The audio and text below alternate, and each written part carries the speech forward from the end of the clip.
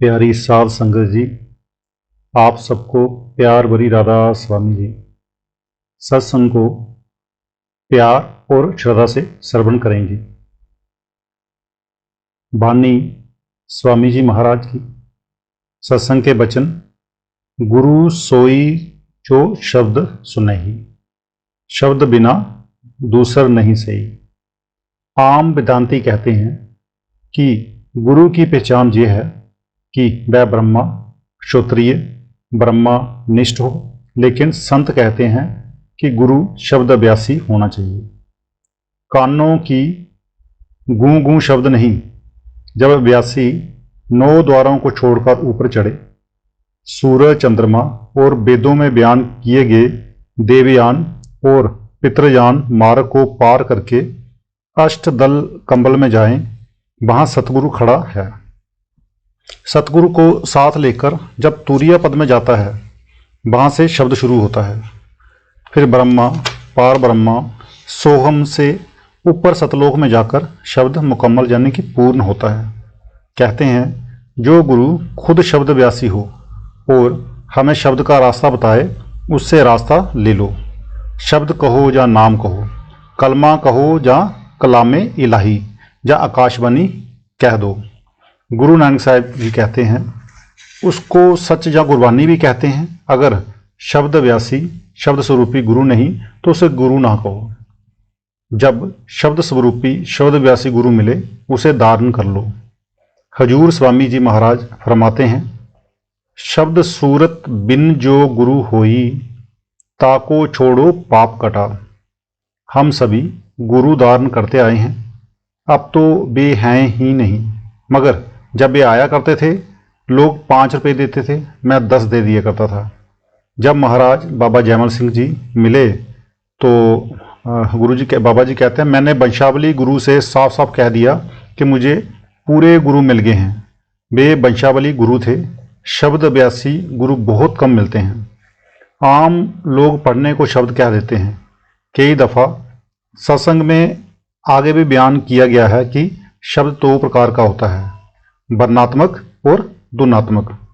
वर्णात्मक वह है जो लिखा जाए, पढ़ा जाए, बोला जाए, चाहे वह किसी देश किसी भाषा या जबान का क्यों न हो। ये 4 प्रकार का है, परा, पश्यंती, मध्यमा और बैखरी। एक वह जिसमें मन की सूक्ष्म वृत्ति के जरिए नाभि में जो जोगी जन हिल्लोर उठाते हैं। दूसरा मन के जरिए हृदय में बोला जाता है। तीसरा वह जो मन के जरिए कंठ में धीरे धीरे बोला जाता है। चौथा वह शब्द जो जबान से बोला जाए, चाहे वह अरबी, फारसी, तुर्की, अंग्रेजी या किसी और भाषा का क्यों ना हो। ये चारों किस्म का शब्द वर्णात्मक है। जिस शब्द की महिमा स्वामी जी करते हैं वह इन सबसे परे है, वह ध्वन्यात्मक है। उसकी खबर तुरीय पद में जाकर मिलती है। शब्द कमावे सो गुरु पूरा, उन चरणन की हो जा दूरा। जो महात्मा शब्द की कमाई करता है, आपको शब्द का रास्ता बताता है, बस आप उसकी तालीम को कबूल कर लो और शब्द की कमाई करके ऊपर चढ़ जाओ। जो ताकत ब्रह्मा पार ब्रह्मा करोड़ों खंडों ब्रह्मांडों को बनाती है, उसे शब्द कहते हैं। सारा ब्रह्मांड शब्द से पैदा होता है। जो उस शब्द की महिमा करे और कमाई करे। आप ऐसे महात्मा से प्यार कर लो। और पहचान करो मत कोई, लक्ष्य अलक्ष्य ना देखो सोई। कहते हैं और पहचान करने की जरूरत नहीं कि वह गृहस्थी है या त्यागी है, हिंदू है या मुसलमान है, ईसाई है या यहूदी है, चाहे किसी भी मजहब का क्यों ना हो। हम स्कूलों कॉलेजों में जाते हैं, हमारे उस्ताद हिंदू भी होते हैं, ईसाई भी होते हैं। हमने कभी ये तो नहीं कहा कि हमें हिंदुओं से पढ़ना है, मुसलमानों से नहीं। हमें गुरु से नाता नहीं करना, रिश्ता नहीं करना, खाना नहीं पीना नहीं, हमें तो उनसे रूहानी तालीम लेनी है। कहते हैं आप उनसे राह लेकर रूहानी सफ़र तय कर लो। शब्द वेद लेकर तुम उनसे, शब्द कमाओ तुम तन मन से। प्रेम और प्यार से शब्द की कमाई कर लो। जब तक आदमी की रूह 9 द्वारों को छोड़कर सूरज चंद्रमा को पार करके अष्टदल कंबल को पार करके तुरीय पद में नहीं आती, वह शब्द खींचता नहीं। जिस तरह ताजी जनी हुई गाय जहाँ भैंस के बछड़े को बांध दो और गाय या भैंस का खुला छोड़ दो तो भी वह कहीं नहीं जाती, क्योंकि वह मोहब्बत की रस्सी से बंधी हुई है।